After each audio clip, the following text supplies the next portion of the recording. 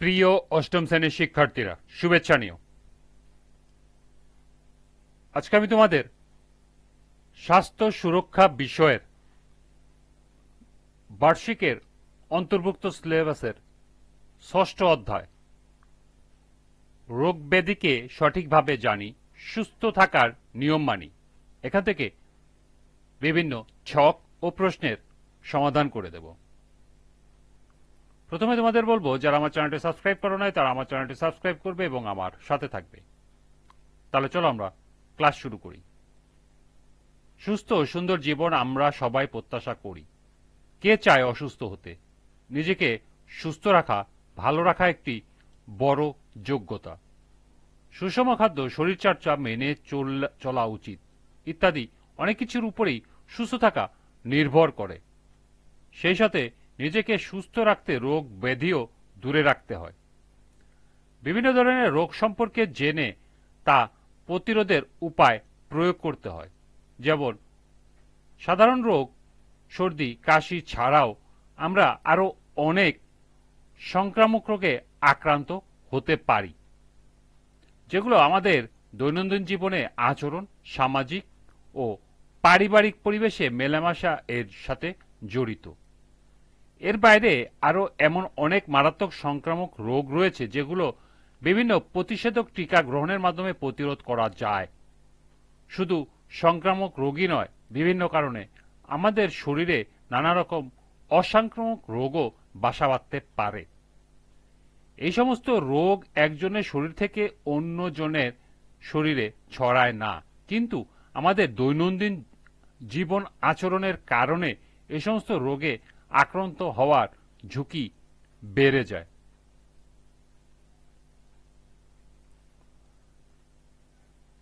সপ্তম শ্রেণীতে বিভিন্ন ধরনের আবহাওয়া বা পরিবেশে আমরা সাধারণত যে সমস্ত সংক্রামক রোগে আক্রান্ত হই সে সম্পর্কে অভিজ্ঞতা অর্জন করেছি, তা মোকাবেলা করার কৌশল সম্পর্কে জেনেছি।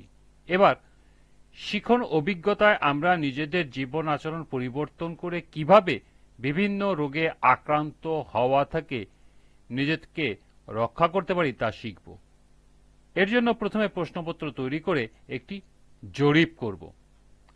এ সংক্রান্ত নানা ধরনের সমস্যা ও ঝুঁকি কমানোর কৌশল নিয়ে আলোচনা করব। তাহলে চলো শুরু করা যাক।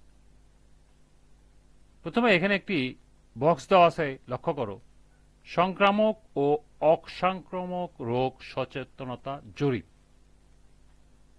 তো চলো এখন আমরা এর সমাধান দেখে নিই।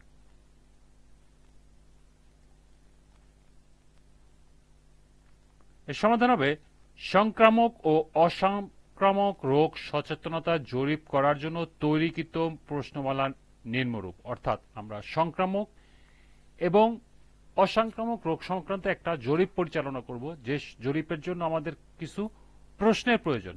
সেই প্রশ্নগুলা এই ছকে লিখতে হবে। ১. সংক্রামক ও অসংক্রামক রোগ সম্পর্কে জানা আছে কিনা। ২. পরিবারের সদস্যদের টিকা দেওয়া আছে কি না। ৩. পরিবারের কেউ সংক্রামক রোগে আক্রান্ত কিনা। ৪. নিয়মিত সুষম খাবার খাওয়া হয় কিনা। ৫. পরিমিত নিরাপদ পানি পান করা হয় কিনা। ৬. স্বাস্থ্যসম্মত টয়লেট ব্যবহার করা হয় কিনা। ৭. সংক্রামক রোগ প্রতিকারের উপায় কি। ৮. অসংক্রামক রোগ প্রতিকারের উপায় কি। ৯. হাত পরিষ্কার পরিচ্ছন্ন রাখার উপায় কি। এবং সর্বশেষ ১০. সমাজে সংক্রামক ও অসংক্রামক রোগ কমানোর উপায় কি।